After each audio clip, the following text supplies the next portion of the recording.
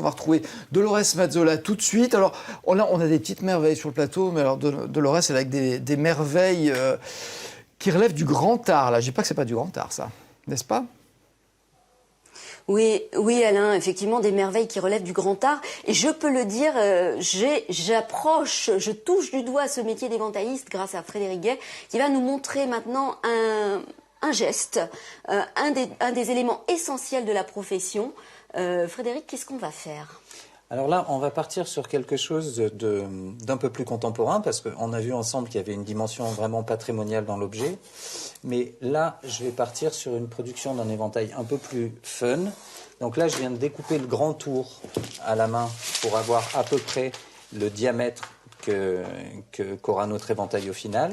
C'est un éventail plissé. C'est un éventail plissé, parce que j'essaye aussi d'avoir des petites collections fun avec des micro-séries de tissus qui ont un peu de caractère. Donc on vient marquer le pli central, qui n'est pas un pli mathématique, parce qu'on a une partie de la feuille qui apparaît sur la monture et l'autre qui disparaît, donc il faut bien décaler notre pli. On vient supprimer la partie basse de l'éventail, qu'on appellera la gorge de l'éventail, de façon à pouvoir plisser notre feuille. Et à partir de là, on va travailler avec un moule à plisser. Donc chaque type de monture va impliquer la réalisation d'un moule qui correspond au nombre de brins et de séquences et à la dégression du pli. On vient se caler sur notre pli central. D'accord. Moi, je suis avec attention. Voilà. Mais je ne pourrais pas le refaire. On prend la deuxième partie du moule et on fait bien attention à ce que nos deux épaisseurs de carton soient exactement à la même hauteur. D'accord. Et une fois qu'on a fait ça, il faut être très vigilant à ce que toutes les séquences du pli soient libres, de façon à ce qu'on n'ait pas de problème d'écart de pli sur les deux parties de notre moule. Donc là, les tissus sont apprêtés, hein, et c'est le principe de l'amidon sur un col de chemise. Je n'aurai pas besoin de rajouter la feuille de craft avec.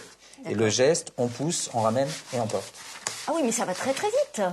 Ça va très très vite après quelques années d'expérience. Quelques années d'expérience. Moi, je serais incapable de faire ça. Une fois sur un côté, une fois sur l'autre. Et en fait, le craft dont je vous parlais va nous servir pour les opérations de coupe, pour ajuster parfaitement notre feuille à la taille de notre monture. Donc, on a vérifié, on pousse, on ramène. Et là, on obtient la feuille de l'éventail. Voilà. Et là, notre feuille est plissée. On va supprimer l'excédent. D'accord. Je suis. Hein. J'essaye de vous suivre. Vous allez vite parce que c'est une opération quand même. C'est pour que vous puissiez la voir de façon complète. Complète, tout à fait. Voilà. Et une fois qu'on a fait ça, là c'est un peu plus délicat avec un tissu. On va retirer une seule partie du moule de façon à resserrer les écarts pour que notre pli soit parfait. D'accord. Admirez le geste, Alain. Voilà. Donc là, notre feuille est quasiment plissée. Je resserre une dernière fois les écarts et j'enlève la deuxième partie du moule. Toujours en prenant garde à ce que mon craft ne bouge pas dedans. D'accord. Voilà. Et là maintenant, on est au minimum d'écart. On n'a plus que l'épaisseur du craft qui va compter. Ensuite. Alors le moule, ça a été une vraie révolution pour les Une vraie révolution. Alors au départ, on plissait au jeton, c'est-à-dire qu'on venait marquer le pli avec une piécette d'ivoire, ce qui fait qu'on ne pouvait pas le faire avec les soies, les dentelles ou les tissus trop fragiles. Les frères Petit vont inventer le moule à plisser autour de 1730 et y apporter l'amélioration en 1780 de l'après, qui fait que, par exemple, sur une soie comme ça, on a apprêté le tissu, ce qui permet de donner du claquant au tissu et de marquer le pli. D'accord. Une fois qu'on a fait ça, en fonction de la taille de notre monture, on vient couper la gorge et le grand tour.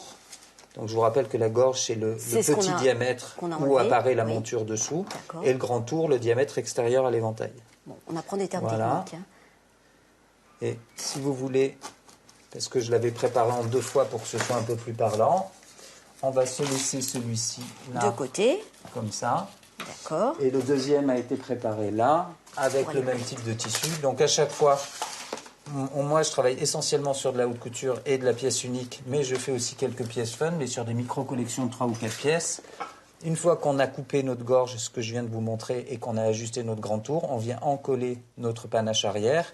on rabat la feuille vers soi et ensuite on vient encoller la partie supérieure de notre brin, se placer vraiment bien au milieu et on couvre.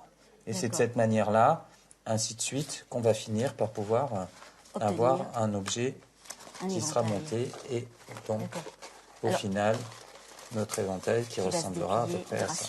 Alors la technique est la même pour la haute couture, hein, on va le voir tout à l'heure, mais les matériaux... C'est la même pour la haute couture.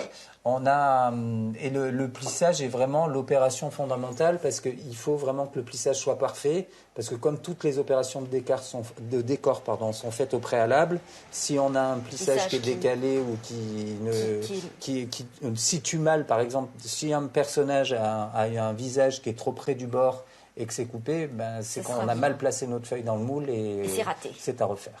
Bon, on va voir la suite, Frédéric, avec des matières un petit peu plus spectaculaires, comme de la plume. Je vous donne rendez-vous dans quelques minutes, Alain. Vous allez voir, c'est spectaculaire et c'est haute couture, on l'a dit.